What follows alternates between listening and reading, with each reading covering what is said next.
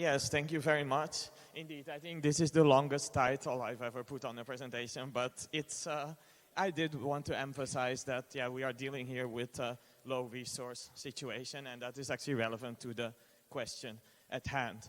And the question is, so it's a linguistic question. This is not NLP. We are testing hypotheses on language contact, on the nature of language contact.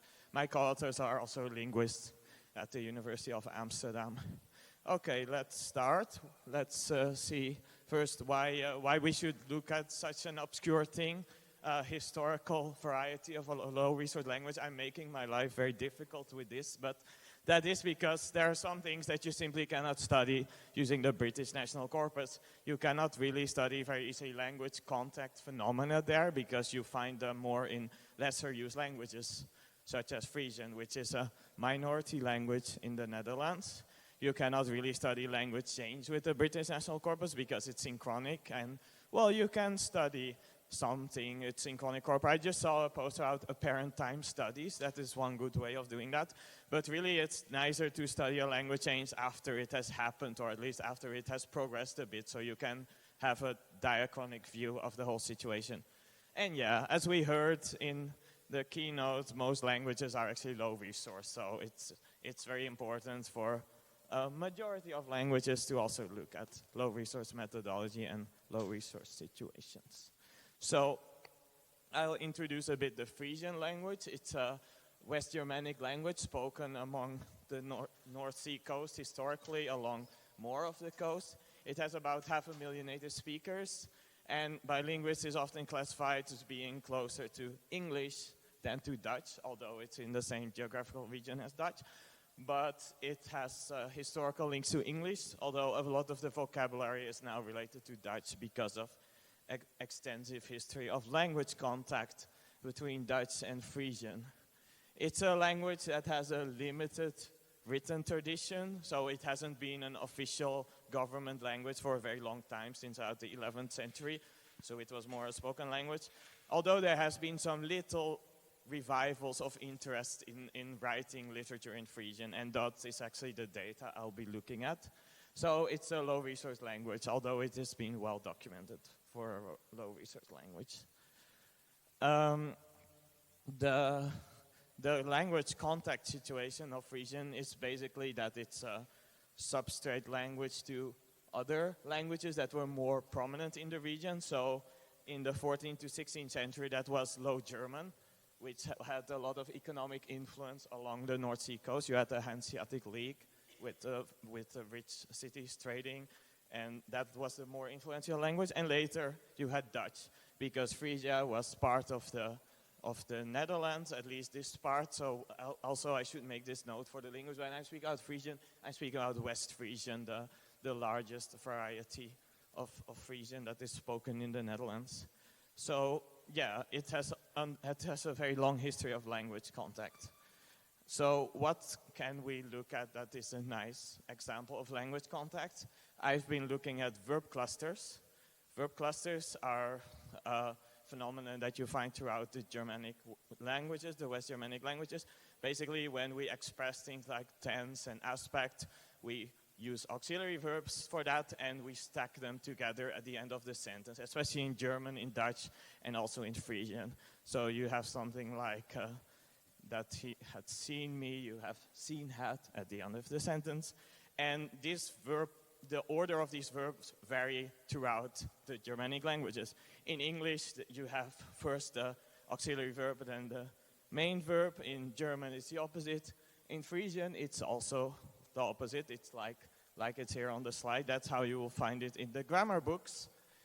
There are not so many grammar books of Frisian, but if you look at that, they say, okay, so in Dutch you can vary the order of these verbs. In Frisian you can't. However, that's not really what's happening. More recently, speakers have started using both orders. If you ask old people, they will tell you it's some kind of corruption of the language, so it's kind of seems like a recent phenomenon. And it is most likely due to language contact with Dutch, indeed, because in Dutch you can use both orders, so Frisian might take that over. But is that really so recent? There are some there are some historical evidence that is not the case. Well, first I will show you how it is in Dutch. Indeed, there are two possible orders there. Not only can you put the auxiliary verb at the end, but you can also put it at the beginning, and they are pretty much in free variation. There are not really syntactic restrictions on when you can use which one. There doesn't seem to be a clear meaning difference, although you can find something if you look hard enough. So yeah, that seems to be a clear case of transfer somehow from Dutch to Frisian. But yeah, is it really new? No, it's not just the kids these days that are doing that. You can find in older text, you can also find this Dutch order, right? So Dutch has two orders. I'm calling them the red and the green one. That's how they call them in the Dutch literature. So the red one is the one that is not supposed to be used in Frisian, according to the grammar books. But you find them also in Old Frisian text. You can find even 40% of them in some texts that contain formulaic language. It can be from that. You find them, but also in other texts, about 10% of this non-Frisian red order. So how did that happen? There must have been some kind of language contact, not just in the present, but also in the past. And our study is about the nature of this language contact. And we have two hypotheses, two kinds of language contact, basically, that might have occurred at this time. So in early modern Frisian, in the 16th, 17th century, when Frisian was really a minority language also compared to Dutch, but not so much as now. So currently you have language contact between Dutch and Frisian, and that is language contact due to widespread bilingualism. Older Frisians also speak Dutch. You cannot find monolingual Frisians anymore. Perhaps in my grandparents' generation a little bit, but they also understand Dutch, at least. So that would be a situation like the present situation in Frisia. Everyone is bilingual in Dutch and Frisian. This kind of language change triggered by this is change from below. It's characterized by early acquisition. The children learn both languages at the same time when they're very young, so they start mixing already in early acquisition. The other possibility is learned contact, which correlates with later acquisition. So this is like you're in school and you learn a language that is more prestigious, but that is not like first language acquisition. So this is called by Labov change from above, and it would be comparable to Latin influence on Old High German, or generally Latin influence after it already wasn't used anymore. So these are the two hypotheses that we would like to test.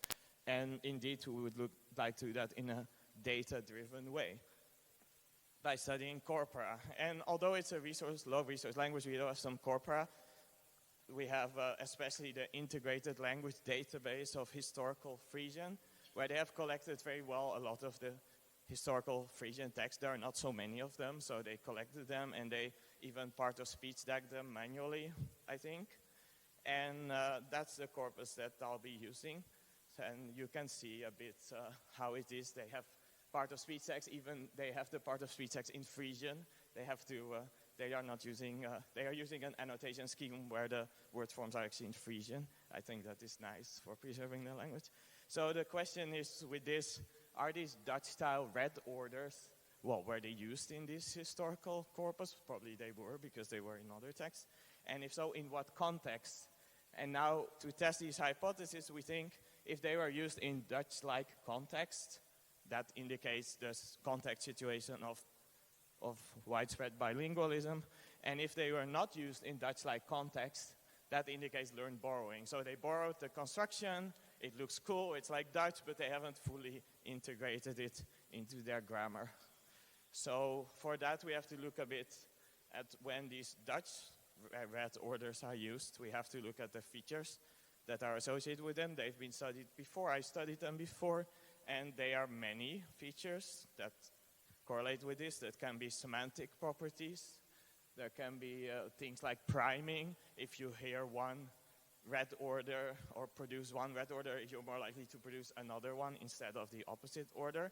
And especially there are correlations with processing difficulty and information value. So things like the length of the clause, the use of complex verbs, the frequency of the words. Generally, it seems to be the case that more complex, that the red order is associated with more complex context.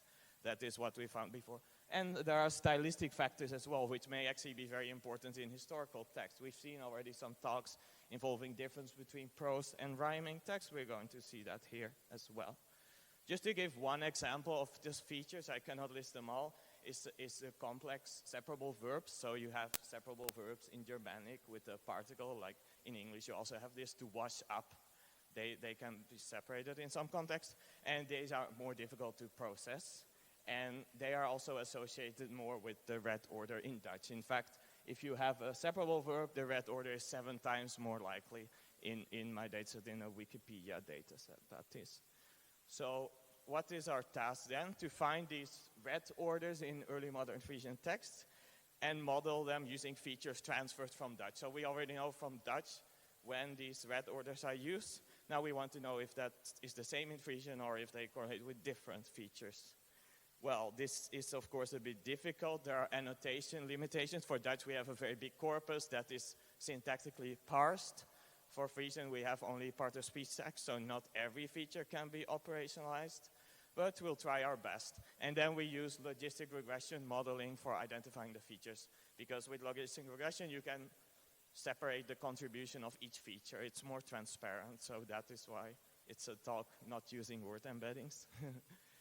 And why do we compare to modern Dutch? Well, because that is the highest resource situation that we can compare to. We have a more accurate estimate. What are the data sources? Well, there are a bunch of text from this corpus that I balanced to be by several authors, and also I try to include prose and poetry text by the same author. There's a lot of poetry that is going to matter. What also matters is the extraction of the verb clusters. That is done automatically, but not completely perfect, because you cannot just get sequences of verbs. They have to be in the same clause, and that is difficult when you don't have annotation, syntactic annotation, but well, you can see the details of that in the paper. What we see, if on first sight, is that there is a big difference between rhyming text and prose.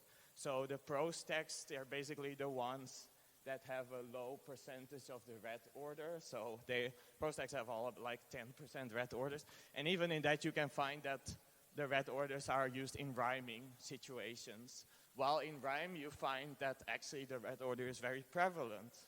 It's not supposed to be used in Frisian, but apparently it was at least a stylistic option to use in poetry. So there's a very big word order difference here between poetry and prose, as we also already heard in a talk this morning. That can happen. So that is a major factor here. But that's not the main thing we were looking for. We were also interested in these other factors related to processing and usage. And there, well, the summary of this is that the factors that are relevant for Dutch are not very relevant for Frisian. We are not getting a lot of significant results, like the example of the separable verbs, that is a very strong effect in Dutch, is not significant here. And the very strong effect in Dutch is the modal verbs. The modal verbs are very strongly associated with the red order. We don't see any such association here. So yeah, if this was NLP, this was a null result, but this is not NLP. We're not trying to build a classifier. Instead, what we are seeing is that the features that the features that affect this variation in Dutch do not affect this variation in Frisian. And that actually tells us something about the nature of the language context. So just for comparison, here is the Dutch model. It's not a reviewer asked for this, but you really cannot compare them directly because of the different sources and different features. But yeah, we can see that a lot more things are significant with stronger effect sizes in the Dutch model. I'll skip this. That is a bit specific to show that there was indeed language contact. It's not just a separate development in Frisian. But yeah, what we are seeing is that there are usage patterns that are similar to Dutch, but they indicate borrowing. So the two infinitives are a construction that is not native to Frisian. They borrowed it from Dutch, and that construction is strongly associated with the red order. So we get that feature, but it's an evidence of borrowing. But apart from that, we see dissimilar usage patterns. We don't see this association of the red order with a processing effect. And that is, of course, a subconsciously thing, so they don't do that. And at the same time, we see a strong red order prevalence in rhyming text.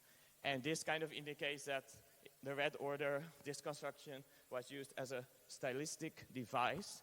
It's somehow a marked option, statistically marked option, and not an integral part of their grammar. It doesn't show the same processing effect, so it's clearly in their language in a different way, and the poetry thing shows that it's in a stylistically marked way. This points towards the late acquisition learned boring hypothesis. So it's not early acquisition because it's not integrated into the grammar. It's something that they picked up later, and they were able to use it in their poetry, but they clearly don't use it in the same way that Dutch speakers do. So how did we arrive to this conclusion? We restricted the hypothesis space based on findings from a related language, Dutch, and this allowed us to model some probabilistic phenomena even in a low resource language. And yeah, some types of language change can only be studied in this way because we are dealing here with something that occurs mainly in minority languages. So that is why we had to go through all this trouble looking at Frisian instead of the British National Corpus. Thank you.